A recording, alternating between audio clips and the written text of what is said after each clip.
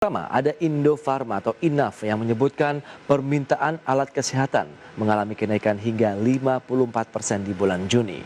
Selanjutnya adalah Bebersih Tunas Baru Lampung dengan kode saham TBLA yang naik 130% pada kuartal pertama tahun ini. Selanjutnya dari sektor BUMN Karya, di mana ada Waskita Karya dengan kode saham WSKT yang membukukan rugi bersih 46,09 miliar rupiah pada kuartal pertama tahun ini. Dan selanjutnya, laba bersih Jasa Marga atau JSMR yang juga ikutan anjlok 70,46% pada kuartal pertama tahun ini.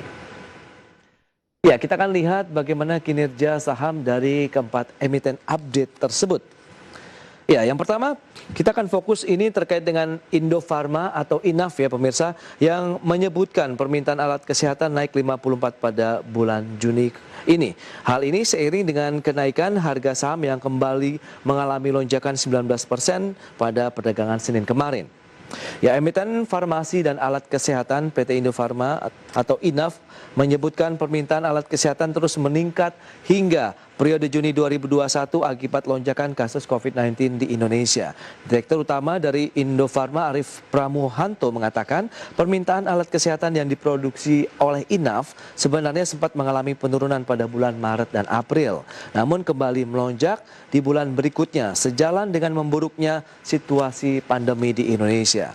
Rata-rata kenaikan permintaan mencapai 54% dibandingkan dengan bulan sebelumnya. Adapun alat kesehatan INAF yang mengalami kenaikan permintaan meliputi alat rapid test antigen, kemudian viral transport medium, reagen ekstraksi, reagen PCR, dan ventilator.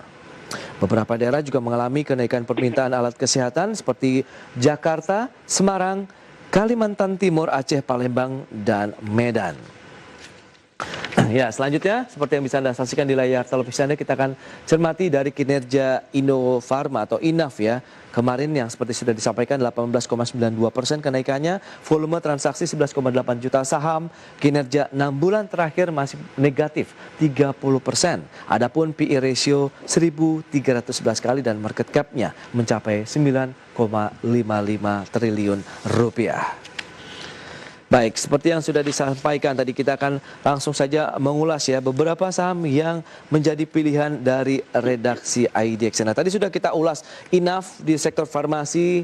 Mas Rifan lebih merekomendasikan justru adalah KB Pharma yang juga didukung oleh kinerja fundamentalnya yang menarik ya atau lebih baik. Bagaimana dengan emiten update selanjutnya, Tunas Baru Lampung dengan kode sahamnya TBLA?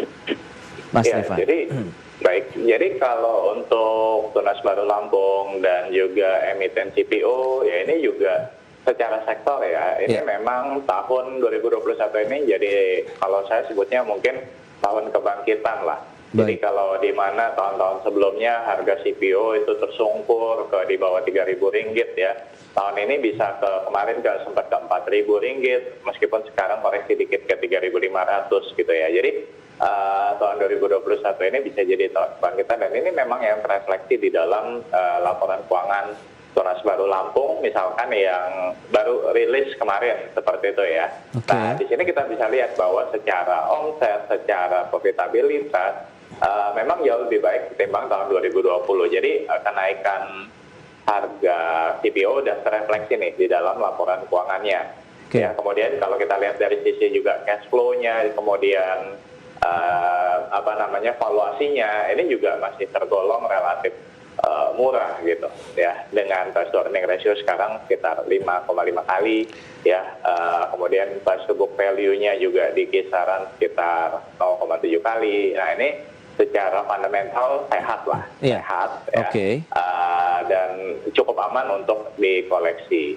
Baik, cukup aman untuk dikoleksi TBLA. Tapi dengan kenaikan sudah hampir 2%, kita lihat pagi ini di tengah penguatan indeks harga saham gabungan juga 0,33% di level 5.959,1.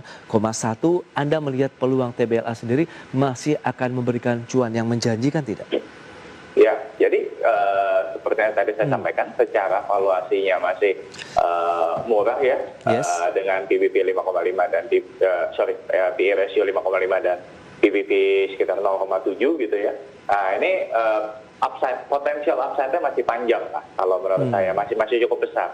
Ya, tapi Oke. tentu kita tidak bicara soal dalam jangka waktu beberapa hari atau misalkan 1 minggu, 2 minggu, ya tidak seperti itu.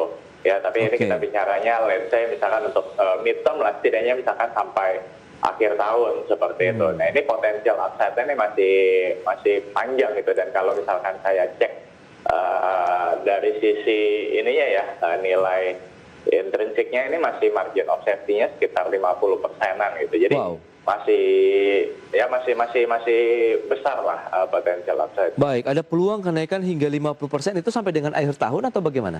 Karena kita lihat trennya year to date sempat menyentuh level 1100-an, kemudian terus mengalami tekanan jual ya untuk Tunas Baru Lampung hingga level-level terendah di 700-an begitu. Apakah ada peluang kembali lagi menyentuh level tertinggi di awal tahun? Ya, kalau menurut saya ada.